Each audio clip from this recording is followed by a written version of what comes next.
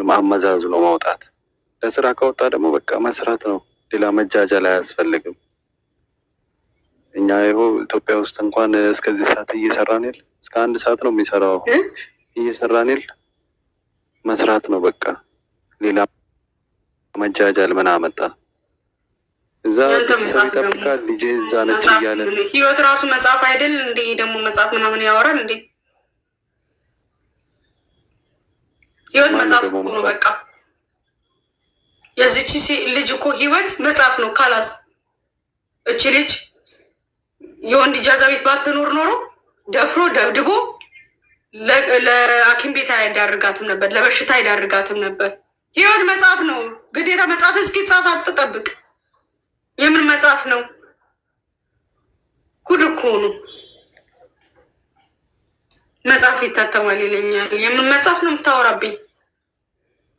አዎ እዚህ ጋር አሁን ይሄ ለቀልድ ወይንም ለሹፈት ሳይሆን በቃ ለቁም ነገር ነው። ለማይሰሙት እንዲደርስ ነው። አዳዲስ ለሚሄዱት ልጆች በቃ ለሴቶች ለሴት ልጆቻችን እንዳይጎዱ ሼር ማድረግ ነው። ይሄ መልዕክት ለሁሉም እንድደርስ ነው። እንደዚህ ቦልካል ተቆጣን ነው። አንተ ቀሽም ውጣ ከፔጂ ላይ ምን ትሰራለህ?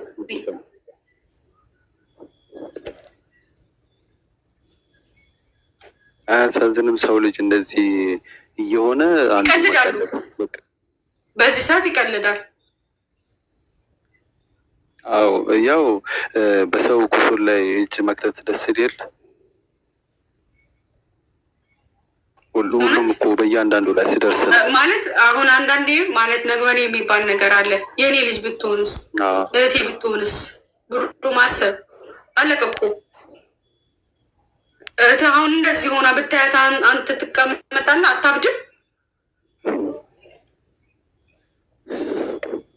አዎ እኮ ያልደረሰው አይገባውም። በቃ የደረሰው ይገባል። እና ደግሞ ህሊና ያለው ደግሞ ሳይደርሰው ይገባዋል።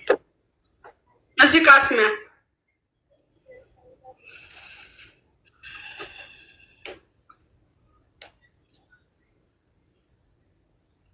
ደፈራት፣ ደበደባት። ይኸው የጭንቅላቷ ደም ፈሶ አሁን ሐኪም ቤት ውስጥ ነው የምትገኘው። ይሄ አከራይ ነው። የወንድ ኢጃዛ ቤቶች ደህና ናችሁ? እንዴት ናችሁ? ምን ልበል? የወንድ ኢጃዛ ቤት እየፈለጋችሁ በእግር በፈረስ የወንድ ኢጃዛ ቤት እያላችሁ ፈልጋችሁ የምትገቡ ሴቶች እድል ፋንታችሁ እንደሷ ነው የሚሆነው። የመጨረሻ ጣችሁ የሚሆነው ይሄ ነው።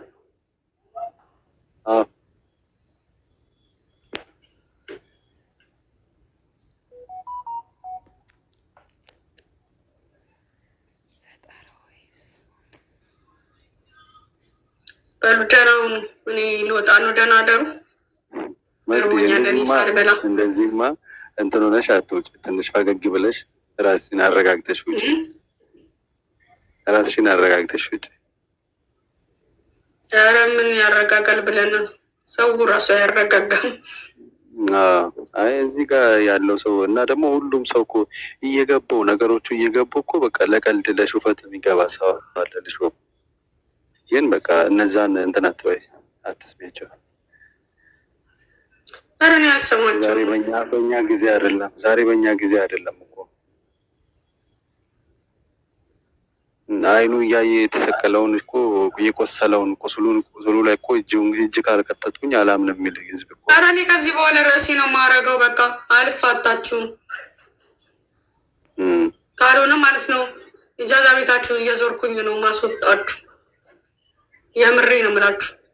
እምቢ ካላችሁ ማለት ነው በቃ እንደዚህ ከሆነ በቃ ግሩፕ መፍጠር ነው እዛ መንግስት ጋር ግሩፕ መፍጠር በፖሊስ በፖሊስ ጥርቅርቅ ተደርጋችሁ ሀገራችሁ ገብታችሁ በስነ ስርዓት ትቀመጣላችሁ። እናት አባታችሁ ሳታሰዱ ይሞታሉ።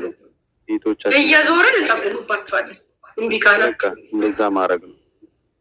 አሁን እኮ እዚህ ውስጥ ራሱ እኮ አንድ ግማሽ ፓርት እኮ ይኖራል። እምቢ ካላችሁ እንደዛ ነው የምናደርገው። ምንም ችግር የለም። ሰላም ኬፈ ነው የሚባል ሰላም ብለናል። ሁሉም እኮ ደርሶታል እኮ እዚህ ውስጥ አውቆ ነው አንገቱን ደፍቶ ላለማውራት ዝም ያለው እና አወራም አላወራም ግን በሰው ልጅ ላይ ግፍ እንደዚህ እየተሰራ ዝም ማለት የለበትም።